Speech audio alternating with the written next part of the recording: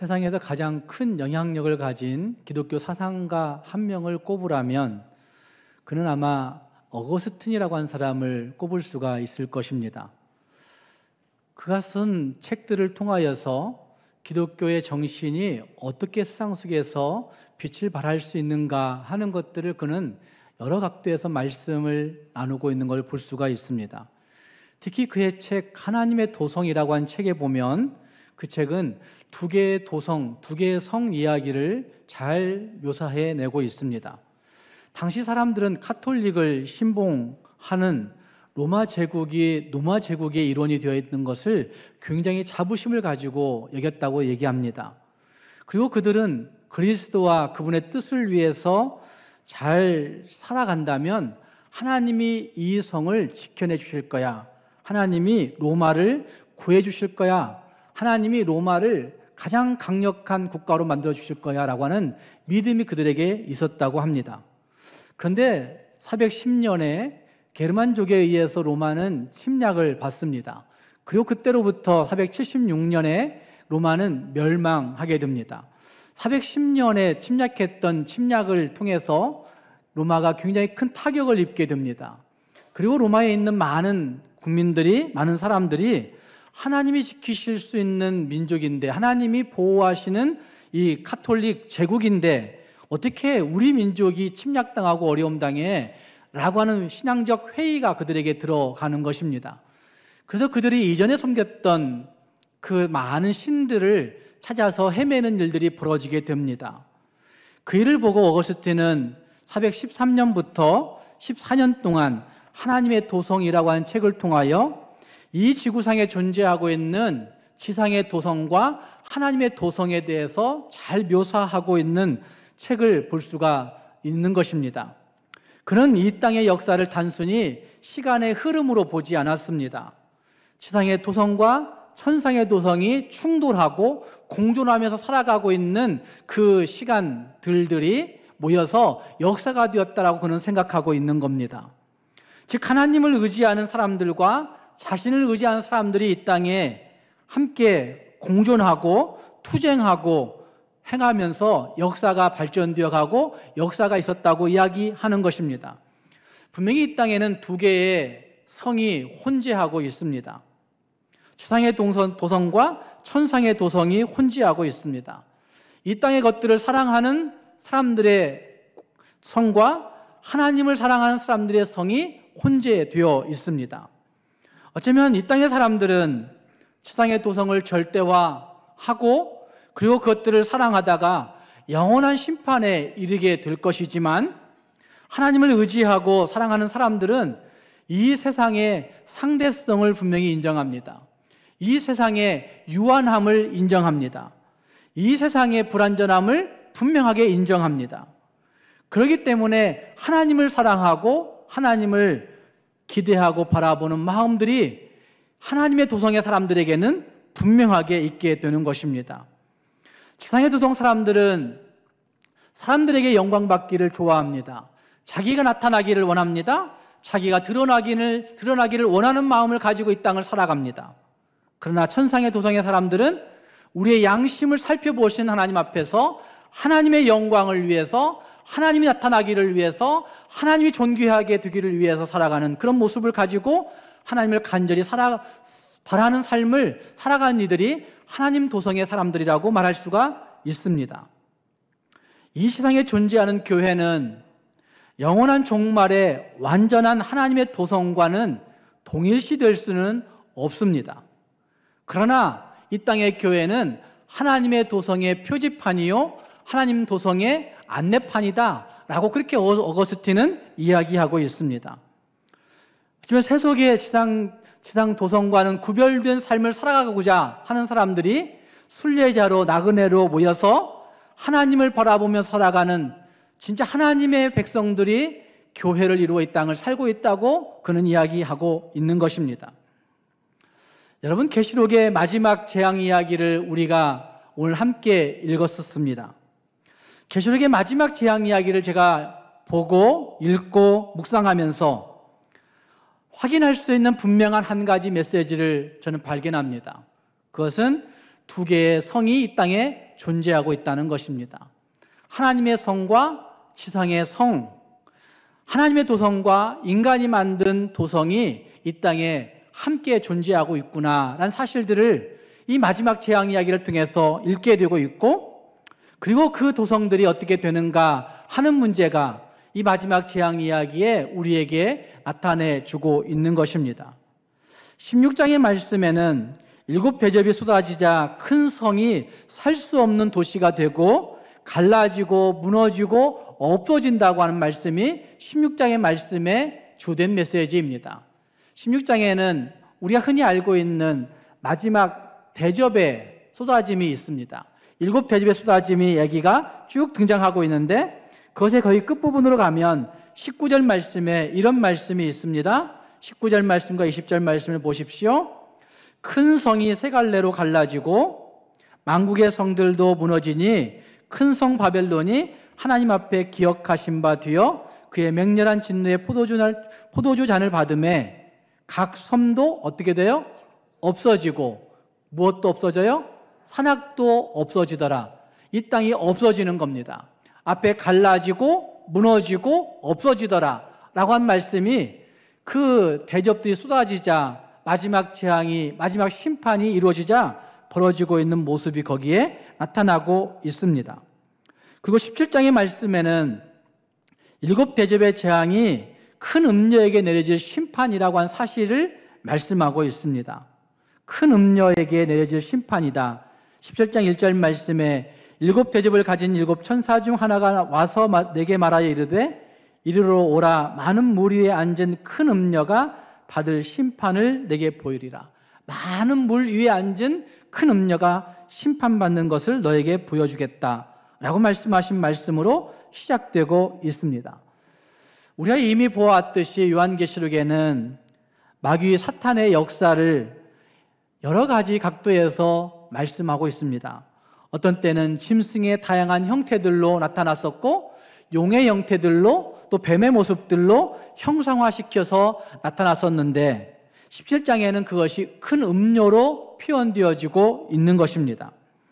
이런 성경의 표현들을 잘 생각해 보시면 이것은 시대를 따라서 이 땅에서 진행되고 있는 다양한 모습들을 표현하고 있는 것이라 말할 수가 있습니다. 이 땅에 시대를 지나가면서 여러 가지 정치적 형태가 있고, 정치 권력의 모습들이 있고, 또 사회와 문화와 종교의 형태들이 참 많은 모습으로 우리에게 다가오고 없어지기도 하고 다시 생겨지고 살아갑니다. 어쩌면 이것들을 적용해 보면 짐승의 모습들이라고 이야기할 수가 있을 것입니다. 하나님을 섬기고 하나님을 사랑하지 않는다고 한다면 그것들은 다 마귀 사탄의 지배를 받고 있는 짐승의 모습이라고 이야기할 수 있는데, 그렇게 볼 때 그것들은 다 짐승의 제국들의 한 모습들이라고 저는 할 수 있다고 생각합니다. 어거스틴은 이 땅의 도성, 지상의 도성의 기원을 가인이 여호와 앞을 떠나서 세웠던 에녹성에 근거를 두고 있습니다. 그런데 창세기에서는 가인의 그 에녹성보다도 노아 홍수 이후에 세워진 최초의 도성인 바벨에 대해서 훨씬 더 주목하고 있는 것을 볼 수가 있습니다. 바벨성을 세운 사람들은 신할 평지, 즉 바빌로니아에 정착하면서 이런 생각을 가졌다고 이야기합니다. 창세기 11장 4절 말씀을 보시면 거기에 이런 말씀을 하십니다. 창세기 11장 4절 말씀에 성과 대를 쌓아 대 꼭대기를 하늘에 닿게 하여 우리 이름을 내고 온 지면에 흩어짐을 면하자라고 그렇게 그들이 말하는 겁니다. 성과 대를 건설하여서 탑 꼭대기를 하늘에 닿게 하자라고 하는 말, 성과 탑을 쌓아가는 그 모습들을 이야기하는 거죠. 우리는 바벨 탑이라고 이야기하지만 성을 쌓는 것입니다. 자기들의 기술을 동원해서, 자기들의 정치력을 동원해서, 자기들의 문화적인 모든 것들을 동원해서, 자기들의 힘을, 자기들의 권력을, 그들의 역량을 동원해서 가장 귀한 성을 쌓아가는 것입니다. 그리고 그 성을 쌓아서 그 성의 꼭대기를 하늘에 닿게 하자라고 이야기합니다. 하늘에 닿게 한다는 얘기는 종교적 의식을 행하는 것입니다. 내가 만든 신을 경험하고 싶다는 그런 욕망이 그들 안에 있는 것을 보여주고 있다는 말입니다. 그래서 하늘 꼭대기에 다 종교적 열심을 가지고 종교성을 드러내고 있는 모습이 거기에 등장하고 있는 것이죠. 그리고 그들은 그 일을 통해서 무엇하고자 하느냐? 자기 이름을 내고 싶어 하는 겁니다. 자기 이름을 내고 온 짐에서 흩어짐을 면하자라고 그렇게 다짐하고 있는 겁니다. 어쩌면 이 바벨이라고 하는 것은 결국은 인간이 꾸안한 종교의 이야기를 하고 있는 것이라고 저는 생각합니다. 바벨이라고 하는 단어 자체가 신들린 문이란 뜻을 가지고 있기도 하고, 영어 성경을 보시면 거기에는 분명히 하늘의 문이라고 표현되어지고 있는 영어의 그 단어들을 해석을 보면 나타나고 있습니다. 이렇게 볼 때 바벨이라고 하는 것은 인간이 꾸안한 종교, 인간이 만든 신의 모습을 잘 나타내 주고 있다는 말입니다. 인간이 만든 그 신, 인간이 꾸안한 그 종교, 그것은 결국 우리의 목적을 위해서, 우리의 이름을 내기 위해서 그렇게 행하고 있다는 것입니다. 내가 위대해지고 싶고, 내가 높아지고 싶고, 내가 모든 걸 다 좌지우지하고 싶고, 내가 힘 부리고 싶은 모습들이 그들에게 있는 것입니다. 그런데 인간이 만든 바벨에 하나님은 직접적으로 개입하셔서 그걸 무너뜨리시는 일들이 창세기에서 벌어집니다. 그리고 이 바벨의 모습은 하나의 모델과 같은 모습이라고 저는 생각합니다. 왜냐하면 각 시대마다 바벨이 있어 왔기 때문에 그렇습니다. 바벨과 같은 도성이 시대마다 있었다는 말입니다. 애굽 왕국의 멤피스라고 하는 성도 바벨과 같은 성이었을 것입니다. 아수르 제국의 느느웨라고 하는 성도 마찬가지 난공불락의 성이었다고 그들은 이야기합니다. 신바빌로니아의 바벨론이라고 하는 성도 마찬가지 바사의 페르세폴리스라고 하는 단어로 명명되어지는 그 성도 마찬가지 인간이 가진 최고의 권력과 최고의 힘을 자랑하고 싶은 그 성이었다고 하는 것입니다. 뿐만 아니라 로마 제국의 로마라고 하는 성은 세계로 통하는 모든 길이 이 로마에 있다고 얘기할 정도로 로마 제국의 사람들은 그만큼 자부심을 가지고 그 성을 쌓았던 것입니다. 하지만 이와 같은 성들은 군사적인 힘과 정치 조직의 막강함을 가지고 또 독특한 기술들을 가지고 각 시대마다 그들이 있는 곳에 그들이 서 있는 그곳을 안전하게 만들고자 하는 욕망 때문에 성을 쌓아왔던 것들을 볼 수가 있다는 말입니다. 그래서 그곳은 상업적인 중심지가 되었었고 또한 그곳은 종교적으로, 문화적으로, 사회적으로 굉장한 중심지를 이루어서 사람들이 많이 사는 동네를, 도시를 이루었던 것을 볼 수가 있습니다. 뿐만 아니라 그 도성들은 반드시 음탕한 문화가 만연했었고 그래서 사회의 풍조로 말미암아 그래서 멸망했어 라고 얘기할 정도의 이야기들이 그 도성들 안에 있었던 것을 볼 수가 있다는 말입니다.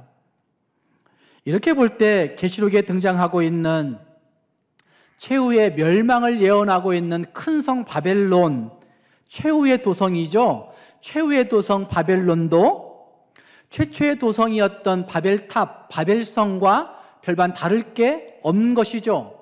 중간중간 자기들이 최고의 기술과 능력을 가지고 세워왔던 모든 도성들도 마찬가지 하나님이 직접적으로 극적으로 심판하시는 성들이었다는 사실들을 우리는 볼 수가 있는 것입니다.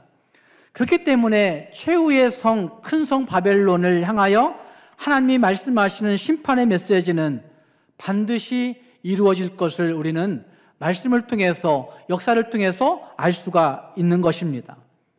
저는 그 성들의 이야기들을 짐승의 제국이라고 이름 붙이고 싶은 것입니다. 16장 말씀과 17장 말씀에 등장하고 있는 7대접의 재앙은 계시록에 등장하고 있는 마지막 심판 이야기가 거기에 기록되어 있습니다. 임봉이 떼어지자 심판이 있었습니다. 나팔이 울려 퍼지자 심판이 있었습니다. 이렇게 도표로 작성할 수가 있는데 도표를 한번 보시면 이와 같은 모습으로 심판이 펼쳐졌던 것을 볼 수가 있습니다. 마지막 대접 재앙의 이야기들을 한번 보십시오. 대접 시리즈라고 표현되어졌는데 대접장의 모습을 보시면 첫 번째 대접이 쏟아지자 독한 종기가 이 세상 안에 퍼져감으로 말미암아 사람들이 살 수 없다고 아우성치는 일들이 벌어지게 됩니다. 두 번째 대접이 쏟아지자 바다가 피로 오염되어 버렸습니다. 그래서 바닷물을 먹을 수 없을 뿐만 아니라 바다의 생명체가 살 수 없는 일들이 벌어지는 것입니다. 세 번째 대접이 쏟아지자 그곳에 물 근원들과 강에 피가 만연하게 되어집니다. 피로 변하게 됩니다. 지금 사람들이 살 수 있는 생명체들의 근원들이 없어져 가고 있는 모습들을 볼 수가 있다는 말입니다. 네 번째 대접이 쏟아지자 거기에는 해가 힘을 얻어서 불에 타는 일들이 벌어집니다. 사람들이 불에 타서 불타버리는 일들이 벌어집니다. 어떻게 그런 일이 벌어질까 생각하지만 요즘 같은 날씨에는 조금은 실감할 수 있지 않습니까? 우리나라는 그래도 조금 낫지만 40도 후반 50도 올라가는 그런 지역들에서는 이제는 정말 더워서 못 살겠어, 타 죽겠어, 이런 얘기를 하고 있는 모습이 있습니다. 계시록에 16장에 나타나고 있는 모습과 흡사할 수 있다는 말입니다. 또한 다섯 번째 대접이 쏟아지자 거기에는 어둠과 아픔이 퍼져가는 모습이 벌어집니다. 문제는 10절 말씀과 11절 말씀을 보시면 그렇게 어두워지고 아픔이 퍼져감에도 불구하고 사람들은 하나님을 여전히 비방하고 그리고 회개하지 아니하더라 라고 한 말씀이 16장 11절 말씀에 나타나고 있습니다. 요즘 세상의 모습이 회개하지 아니하는 세상의 모습인 거죠. 그리고 마지막 대접이 쏟아지자, 여섯째 대접이 쏟아지자 거대한 군대를 거느린 왕들이 아마겟돈이라고 하는 지역에 모여드는 모습을 묘사하고 있습니다. 전쟁을 위해서 모여드는 겁니다. 그래서 이 아마겟돈 전쟁이라는 표현이 거기에서 나오고 있는 겁니다. 아마겟돈에서 충돌하는 일들이 벌어지면 세계의 지구의 종말이 오는 것이다 라고 해서 사람들은 아마겟돈 전쟁 이렇게 얘기하고 있고, 아마겟돈 전쟁이 어디에서 일어날 것인가, 중동일 거야, 무깃도라고 하는 지역을 일컬을 거야, 그렇게 해서 중동에서 일어나는 전쟁이 꼭 아마겟돈 전쟁의 시발점이 될 거야, 이렇게 얘기한 사람들이 있지만, 그러나 그것도 다 믿을 수는 없고 온전한 해석이 될 수 없고, 그러나 분명한 것은 하나님께서 행하시는 일들이 세상의 끝으로 가고 있다는 사실들을 볼 수가 있는 것입니다. 그리고 마지막 일곱 대접이 쏟아지자 거기에는 가장 파괴적인 지진과 우박이 떨어짐으로 말미암아, 그 떨어진 우박을 어떤 분이 해석한 사람이 60kg의 우박이라고 얘기해요. 한 덩이가 60kg 정도의 무게를 가진 것이다, 이렇게 해석하면서 60kg의 우박이 떨어지면 아마 그거 맞는 사람들은 그냥 다 죽는 일이 벌어진다라고 그렇게 이야기합니다. 어쨌든 인봉과 나팔과 그리고 대접 시리즈를 잘 보시면 강도가 점점점 심해져서 아마겟돈 전쟁의 절정에 이르고 있는 모습이 거기에 나타나고 있는 것이죠. 여러분, 이 심판이 누구를 향한 심판이라고 여러분은 생각하십니까? 어떤 사람들이 이 심판을 받는 것일까? 라고 하는 문제에 대해서 16장 2절 말씀은 이렇게 말씀하고 있는 말씀이 있습니다. 16장 2절 말씀에서 이렇게 얘기하고 있는데, 첫째 천사가 가서 그 대접을 땅에 쏟음에 짐승의 표를 받은 사람들과, 그리고 그 다음 어떤 사람들이에요? 그 우상에게 경배하는 자들에게 라고 그렇게 표현하고 있습니다. 악한 종기의 재앙이 첫 번째 대접이 쏟아지자 펼쳐졌는데, 그 심판을 받는 사람들이 누구냐라고 얘기할 때 짐승의 표를 받는 사람들과 그 우상, 짐승의 우상들에게 무엇하는 자들? 경배하는 자들이라고 그렇게 말씀합니다. 이렇게 볼 때 짐승의 세력 안에 들어간 사람들, 짐승의 권세 안에 들어간 사람들, 짐승의 제국 안에서 짐승의 권세 아래 놀아나고 있는 사람들, 그들을 심판하고 있는 모습이라고 말할 수가 있는 것이죠. 그들은 우상들을 섬기고 있는 자들이라고 말씀하는 부모도 잘 생각해 볼 필요가 있습니다. 우상들을 섬기고 있는 자들이더라 라고 얘기하는데, 여러분, 어떤 우상을 섬기고 있는 자들일까요? 우리는 괜찮은 것일까요? 또한 17장 3절 말씀을 보시면 거기에 이런 말씀도 있습니다. 그 짐승의 몸에 하나님을 모독하는 이름들이 가득하고, 이렇게 표현합니다. 짐승의 제국이라고 제가 표현하고 있는 이유를 아실 거예요. 마지막 심판 재앙이 떨어지는 사람들을 짐승의 세력이라고 표현하고 있는데, 여기 17장 3절 말씀에서는 그 짐승의 몸에 하나님의 이름을 모독하는 이름들이 가득했다, 이렇게 이야기합니다. 어쩌면 이 구절들을 다시 생각해 보시면 우상을 숭배하는 많은 사람들의 그 모습들 가운데 자기들이 만든 신들로 인해서 우상을 숭배하는 것이잖아요. 그런데 그들로 인하여서 하나님의 이름이 모독당하는 일들, 하나님의 이름이 만홀히 여김을 당하는 일들이 벌어지고 있는 현상들을 이야기하는 것이죠. 오늘 우리 시대의 모습들 가운데도 이것은 자유롭지 못한 모습이라고 저는 생각합니다. 왜 그렇게도 하나님의 이름을 모독하려고 드는지 알 수가 없습니다. 왜 그렇게도 하나님의 이름을 모독하는 일들의 유튜브들을 사람들이 좋아하는지, 아마 교회를 다니면서도 그런 유튜브들을 너무 좋아하는 거예요. 하나님의 이름을 모독하고 하나님의 이름을 약화시키고 하나님의 이름을 향한 경배를 하기 싫게 만드는 그러한 유튜브들을 너무 좋아하는 세상에 되어 있는 거예요. 나도 내가 그렇게 하나님을 모독할 것이라고 생각하지 못해요.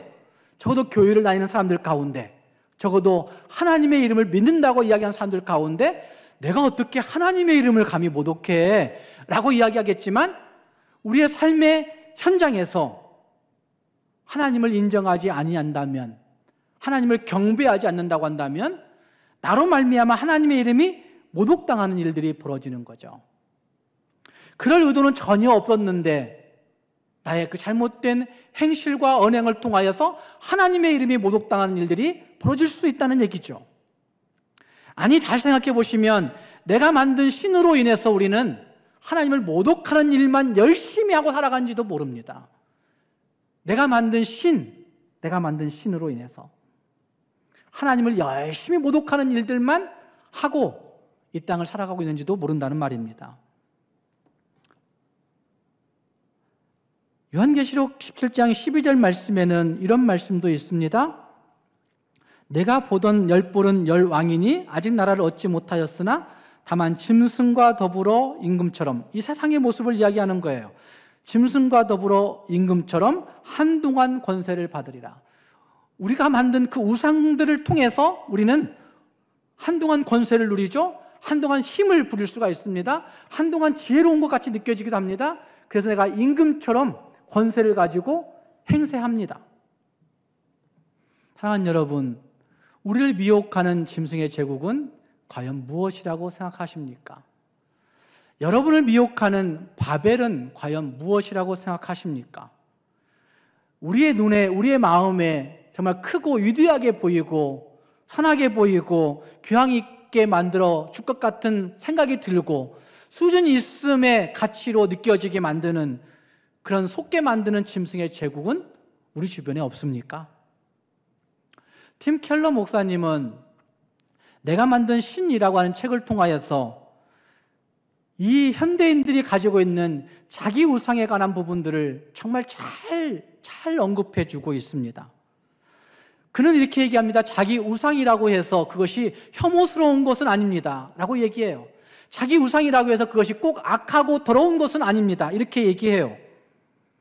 때때로 그것은 선구적으로 보인다라고 얘기해요. 때때로 그것은 낭만적인 모양으로 보인다라고 얘기해요. 때때로 그것은 운명적인 것이라고 그렇게 얘기도 합니다.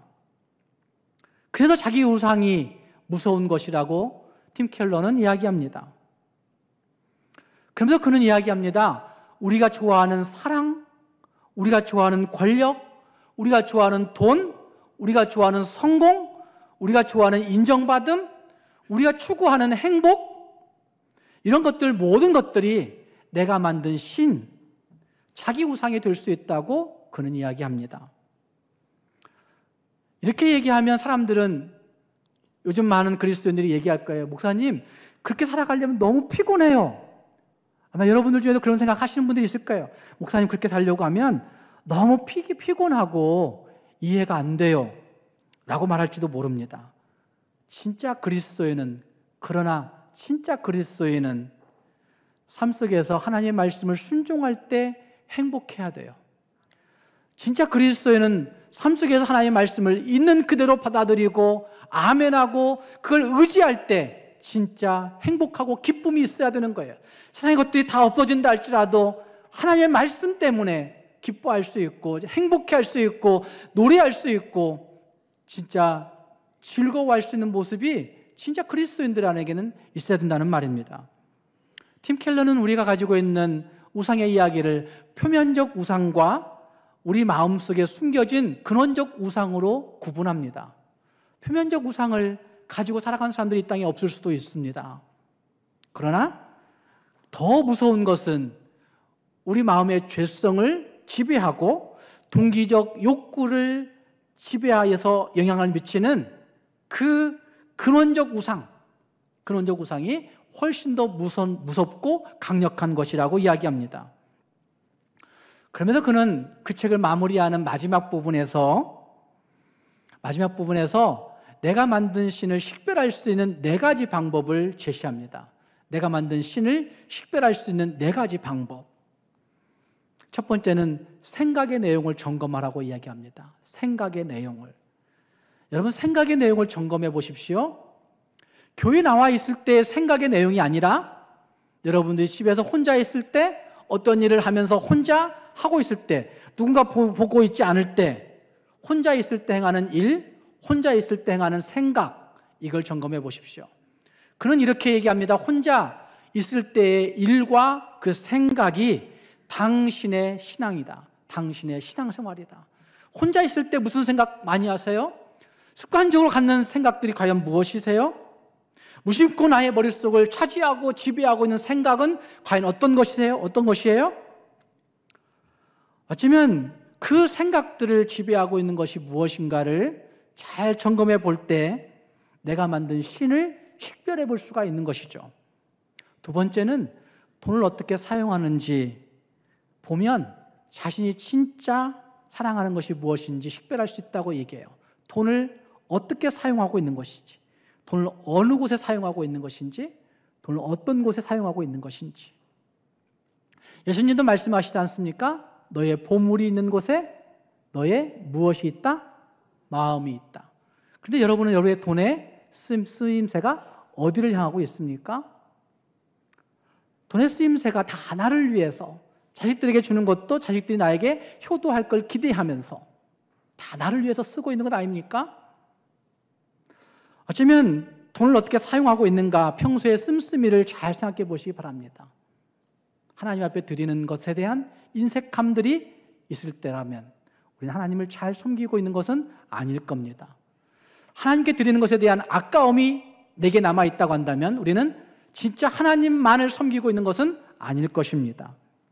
세 번째, 교리적인 신념 말고 정말 당신은 어떤 구원을 믿고 어떤 구원을 바라고 살고 있는지를 점검해 보라고 얘기합니다. 우리는 종교 울타리 안에 들어와 있으면 나는 괜찮겠지라는 생각을 갖습니다. 교회 울타리 안에서 신앙생활이라는 걸 나는 수십 년 해왔다라고 하는 것 때문에 나는 안전하다 생각하는 경향들을 가지고 있습니다. 그러나 진짜 나는 어떤 구원을 믿고 어떤 구원을 바라고 어떤 구원을 가지고 이 땅을 살고 있는가를 점검해 본다고 한다면 달라질 수가 있는 것이죠. 그러면서 그 팀 켈러 목사가 한 가지 제시합니다. 기도가 응답이 안 되고 그리고 당신의 희망이 꺾일 때 당신이 반응하고 있는 반응을 살펴보면 안다. 이렇게 얘기해요. 기도가 응답이 되지 않아요. 수십 년 동안 아니면 수년 동안 수개월 동안 작정하고 기도했는데도 불구하고 기도가 응답이 되지 않았어요. 그리고 희망이 내가 가졌던 희망이 완전히 꺾여버렸어요. 있는 사람들이 가질 수 있는 감정, 아쉽고 서운한 감정조차도 안 가질 수 있느냐?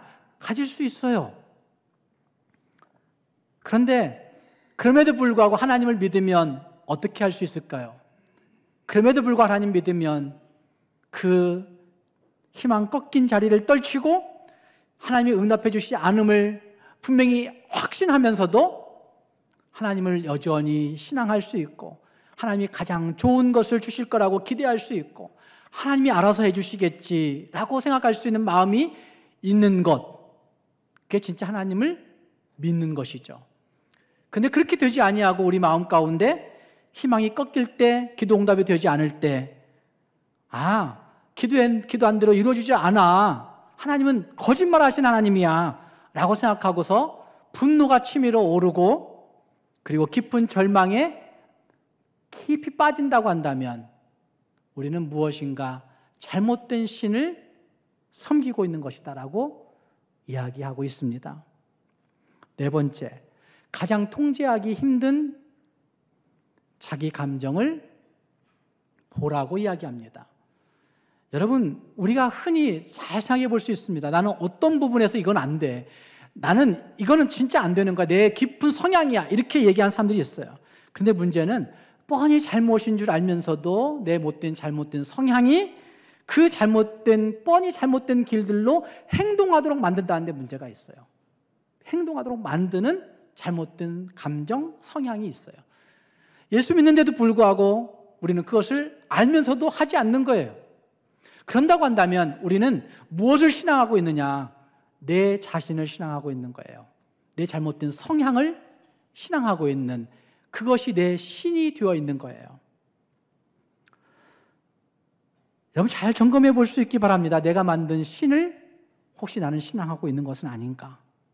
내가 만든 신의 울타리 안에서 나만이 하나님의 문을 소유했다고, 나만이 바벨을 소유했다고 자신하면서 자기 뜻대로 권세를 부리고 자기 뜻대로 힘 부리고 자기 뜻대로 무엇인가를 좌지우지하고, 그러면서도 나는 하나님 잘 섬기고 있다고 착각하는 착각에 빠져 있다고 한다면 그건 매우 잘못된 짐승의 제국 속에서 놀이객감 되고 있는 형태라고 말할 수가 있을 것입니다. 사랑하는 여러분, 내가 쌓아가고 있는 바벨 도대체 무엇입니까? 내가 하늘의 문이라고, 신들린 문이라고 생각하면서 쌓아가고 있는 바벨은 과연 무엇인지 이 아침 꼭 생각해 볼 수 있기를 바랍니다. 그리고 내 내면의 모든 것들이, 내 삶의 모습들이 바벨탑의 모습을 어떤 형태로 드러내고 있는가 하는 것들을 점검해 보면서 정말 하나님 앞에서 내가 만든 신을 숭배한 자들이 아니라 진짜 하나님을 섬김으로 말미암아 하나님께 영광을 돌릴 수 있는 우리 모두가 될 수 있기를 주님의 이름으로 축복합니다. 분명히 생각할 수 있는 또 한 가지는 바벨은 반드시 무너진다는 것입니다.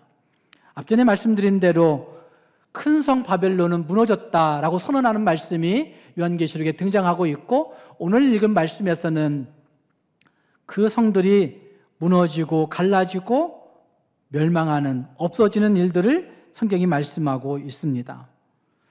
하지만 이런 모습들을 우리가 확신하며 살아가야 될 텐데 우리는 그것을 확신하지 못하고 이 땅을 그냥 살고 있습니다. 혼란스러운 영들의 도전들 앞에서 넘어질 때가 많이 있다는 말입니다. 그래서 요한일서 4장 1절 말씀은 우리에게 이렇게 말씀합니다. 사랑하는 자들아, 영을 다 믿지 말고 오직 영들이, 그 다음 말씀 뭐라고 얘기합니까? 하나님께 속하였나 분별하라. 하나님께 속하였나 분별하라. 많은 거짓 선지자가 이 땅에, 이 세상에 나왔습니다 라고 말씀하고 있습니다. 요한일서도 마지막 때의 이야기를 하고 있는 책입니다. 요한계시록에 이어서 앞부분에 보면 요한일서가 있는데, 요한일서도 마찬가지로 마지막 때의 이야기를 하고 있는 책인데 그 책에 그렇게 얘기하고 있는 거죠. 영을 다 믿지 말고 오직 영들이 하나님께 속하였나 분별하고 그것들을 속지 말라고 말씀하고 있다는 말입니다. 사랑하는 여러분, 내 자신 속에 갇힌 종교 활동에 속지 마시기 바랍니다. 내가 만든 신, 거기에 속지 마시기 바랍니다. 자아를 믿고 자신의 노력과 행위로 하나님의 은총을 내가 마음대로 움직일 수 있다고 생각하는 그 생각 버리시기 바랍니다. 진짜 하나님 앞에서 하나님을 온전히 섬길 수 있는 내가 되어야 되겠구나 결심해야 된다는 말입니다. 오늘 우리가 함께 부른 찬송 주 예수보다 더 귀한 것은 없네 라고 하는 찬송은 베벌리라고 하는 작곡가가 작곡한 찬송입니다. 베벌리는 캐나다 출신의 가수였습니다. 23살에 뉴욕시의 그 음악 오디션에 합격합니다. 그리고 뉴욕시의 전속 가수가 됩니다. 그래서 뉴욕시의 공익방송에 전속 가수로 취업할 수 있는 그런 티켓을 따냈습니다. 그 계약서를 쓸 때에 그 베벌리는 그 방송국에 얘기합니다. 나는 하나님을 노래하는 찬송을 마음껏 부르고 싶다. 내가 부르고자 할 때 언제든지 하나님을 노래하는 찬송을 부르는 것을 계약 조건에 꼭 넣어야 된다라고 이야기합니다. 그 방송국이 고민합니다. 그런데 방송국에서 다시 통보합니다. 안 된다고. 방송국과 합의한 노래만 부를 수 있다고 이야기합니다. 그때 베벌리는 나는 이 계약을 할 수 없다고 계약하지 않겠다고 이야기합니다. 거절합니다.